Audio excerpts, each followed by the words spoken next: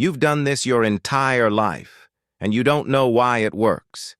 Have you ever stopped to think about why you feel relieved when you do this?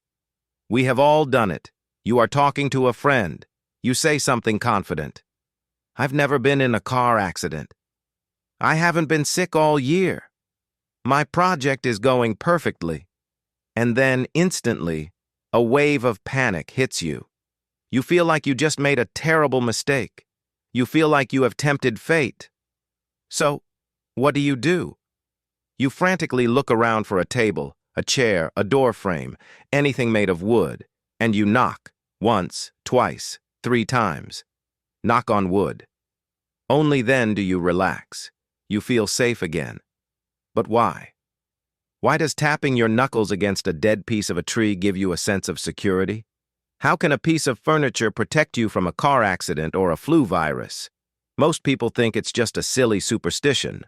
But the truth is, this ritual is one of the oldest in human history.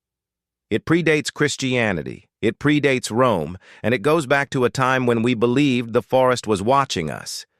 You aren't just knocking on a table. You are knocking on a God's front door.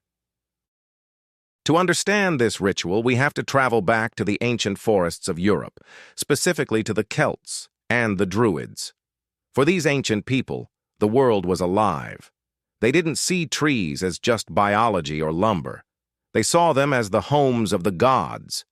The spirits, dryads, and fairies lived inside the bark of the trees, especially the oak tree, which was sacred to the thunder god Thor and the sky god Zeus. The theory goes that knocking on wood had 2 distinct purposes for the pagans. The first was a wake-up call. If you were in trouble or if you needed protection, you would touch or knock on the tree to wake up the spirit inside. You were literally knocking on the spirit's door to say, "Hey, I need help. Listen to me." The second purpose was gratitude. If something good happened to you, like surviving a battle or having a good harvest, you would knock on the tree as a way of saying thank you to the spirit that provided it. So originally, this wasn't about fear. It was about connection. It was a physical conversation with the divine forces of nature. But there is a darker theory that explains why we do it specifically when we are bragging. In folklore across the world, there is a belief in the evil eye, or jealous spirits. The idea is that the universe listens.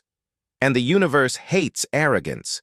If you say, "I have the perfect life," the evil spirits lurking nearby will hear you.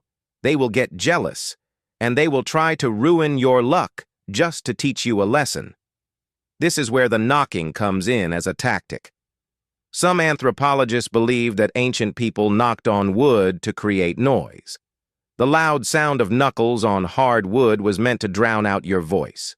So, you would whisper your wish, or your boast, and then immediately make a loud noise so the evil spirits couldn't hear what you said. It was a form of audio camouflage. You were effectively censoring yourself to prevent the demons from hearing your good news and stealing it from you. So when you say, "I've never broken a bone," and then knock, you are basically trying to delete that sentence from the cosmic record. As with many pagan rituals, when Christianity took over Europe, it didn't ban the practice. It rebranded it. The spirits in the trees became incompatible with the church. So, the meaning shifted. In the Middle Ages, knocking on wood became associated with the wood of the cross.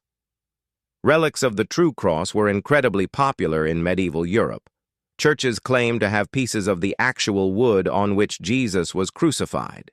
Pilgrims would travel hundreds of miles just to touch these pieces of wood. The belief was that touching the holy wood gave you immediate sanctuary and divine protection. In this context, knocking on wood was a way of invoking the power of Jesus. It was a physical prayer. Interestingly, we see this survival instinct in other cultures too. In the Jewish tradition, during the Spanish Inquisition, synagogues were built of wood and had secret knocks.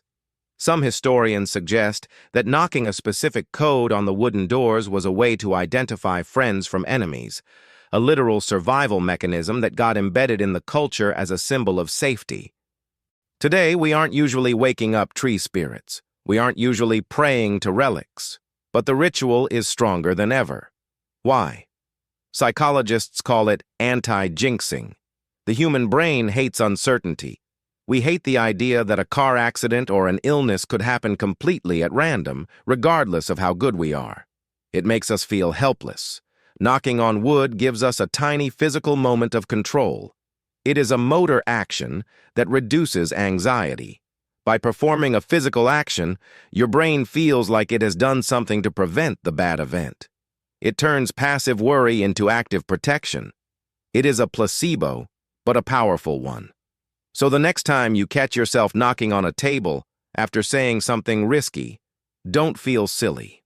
You are participating in a ritual that has survived for thousands of years. You are waking the druid spirits. You are distracting the jealous demons. You are touching the Holy Cross. And you are soothing your anxious modern brain. All with a simple tap of your knuckles. Knock on wood.